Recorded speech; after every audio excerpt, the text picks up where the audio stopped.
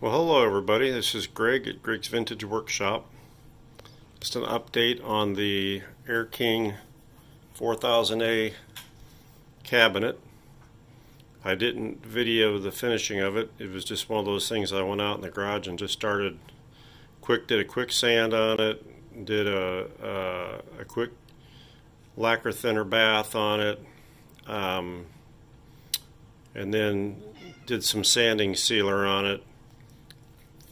And actually, I liked the way it looked at that time. It was very light, but I thought that the contrast for the walnut panel in the center was a little bit too much contrast.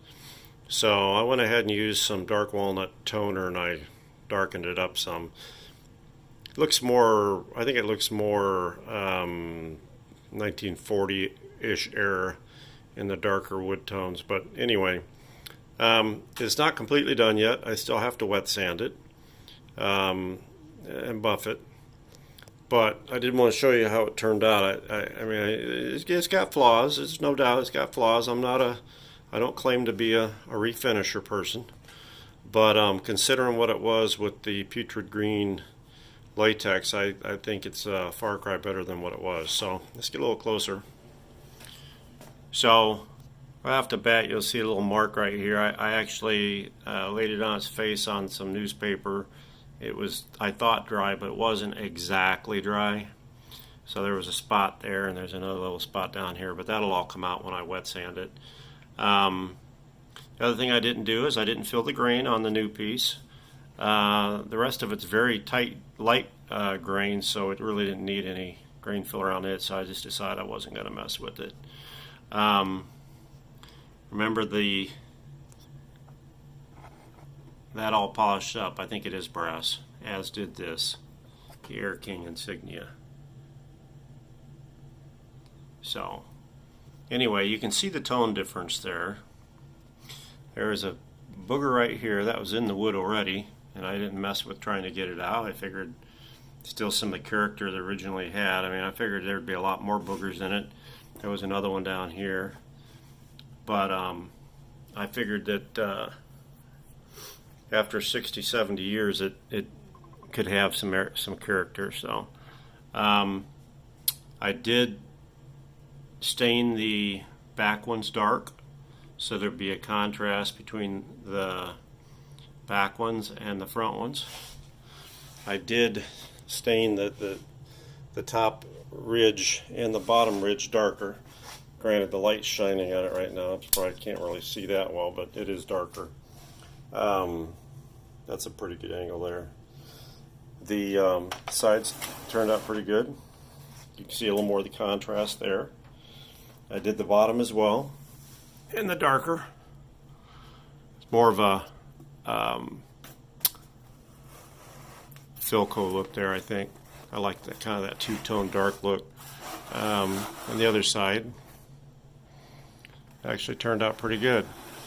And then the inside, like I told you, I went ahead and I painted all of it the dark brown.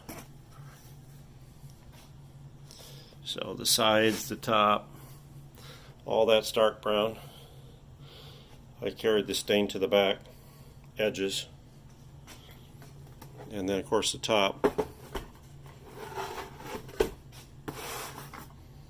So I'm pretty happy with it, actually. Like I said, I've still got to wet sand it and buff it. I don't want it to be glossy. I'm looking more for a satin finish, but I do need to get the wet sand out a little bit. It's a little bumpy here and there from the lacquer. Try to get a wet coat on it. You know, it's got multiple coats, but it's doing it outside, and the wind was blowing, so anyway. But yeah, I mean, you know, for the putrid green latex, I think it turned out pretty darn nice. I think I'll make a nice gift for my nephew. I think he'll like that. So, again, consider this the refinishing video. It's going to be very short, obviously. Probably only about 5 or 6 minutes. But I still have to put the clear plastic in there.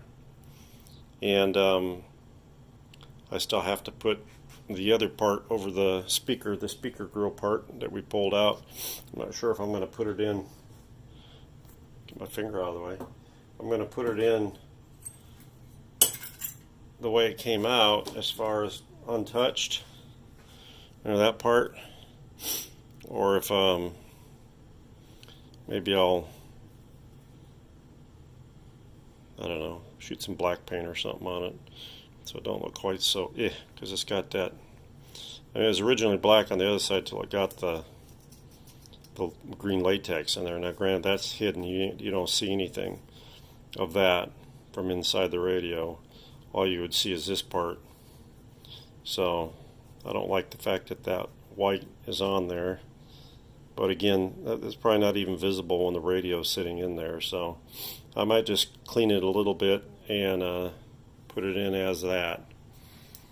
A little more of the original portion of the radio in there, I guess, and the remnants of the putrid green finish. So that's the way it looks right now. Like I said, I still got to finish it, but I wanted to give you guys a heads up. I did work out today. I worked on the finish, and like I said, it turned out pretty good. Not perfect by any way, shape, or form, but it looks a lot better. I'm pretty happy with the way everything polished up. Now that AirKing is not exactly in the center, but I used the same holes that it was mounted with, so obviously it was not in the center on the original. But again, I think this was a low-end radio when it was new, so they probably didn't worry about things like that. But anyway, that's it. Like my pizza box. Alrighty, I'll probably post this one as a part 3.5. So that's it for this one from Gregg at Gregg's Vintage Workshop. Thanks for watching.